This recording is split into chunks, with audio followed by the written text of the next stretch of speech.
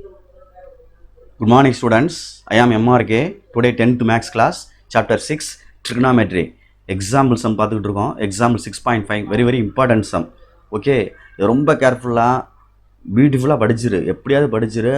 ரொம்ப important sum சொல்லிட்டேன். Very important sum சொல்லிட்டேன். பார்த்துக்கு இதே மாதிரி எக்ஸசைஸில் ஒன்று இருக்கும், பார்த்து. Okay good. Left hand side இருக்குது, எடுத்துக்கிடுவோம். Okay good. லெஃப்ட் ஹேண்ட் சைடில் என்ன கொடுத்துருக்கு அப்படின்னா, ரூட்டோட நம்ம கடைசியில் போட்டுக்கலாம். 1 + cos θ டிவைடட் பை ரூட் இல்லாமல் நான் எடுத்துகிட்டு செஞ்சுட்டு உனக்கு கடைசியில் போட்டு தரேன். ரூட்டை போட்டுக்கலாம் ஹோலா.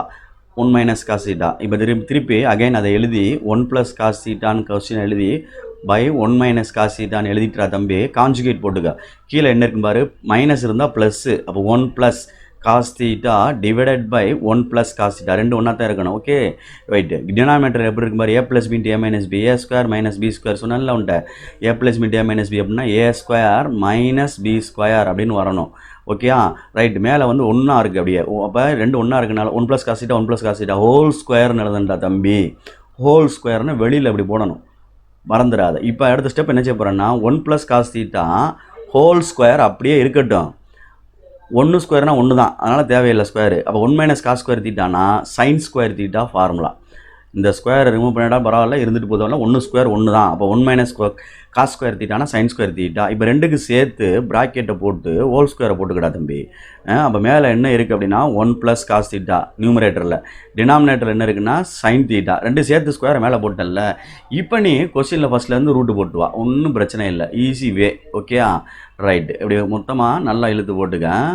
எல்லாத்துக்கும் இழுத்து போட்டுட்டு இந்த ஹோல் ஸ்கொயர் போட்ட இடத்து வரைக்கும் போட்டுட்டு இது ரெண்டும் கேன்சல் பண்ணிடு. கேன்சல் பண்ணிட்டோம்னா நம்மளுக்கு ரூட்டு போயிடும். அப்போ 1 + cos θ டிவைடட் பை sin θ. இப்போ டினாமினேட்டரை தனித்தனியாக பிரிச்சுக்க. 1/sin θன்னு ஒன்று ப்ளஸ் cos/sin ஒன்று பிரிச்சுக்கோ. cos/sin அப்படின்னு பிரிச்சுக்கோ. இதுக்கப்புறம் நீ ரைட் ஹேண்ட் சைடில் உள்ள ஆன்சரை பார்த்து எழுதலாம் சரி, இல்லைனா நீ ஃபார்முலா படிச்சிருந்தா 1/sinனா கொசிகன் அப்படின்னு அர்த்தம், cos/sinனா காட் அப்படின்னு அர்த்தம், காட் θ. இதுதான் ரைட் ஹேண்ட் சைடில் இருக்கும், வேணா பார்த்துக்கோ. ஓகே அந்த இருக்குது. ஓகே sin/cosனா tan வந்துடும், 1/cosனா சீக்கன் வந்துடும். அது ஒரு சம்மு. ஓகே இந்த சம்மு வெரி இம்பார்ட்டன்ட் சம்மு.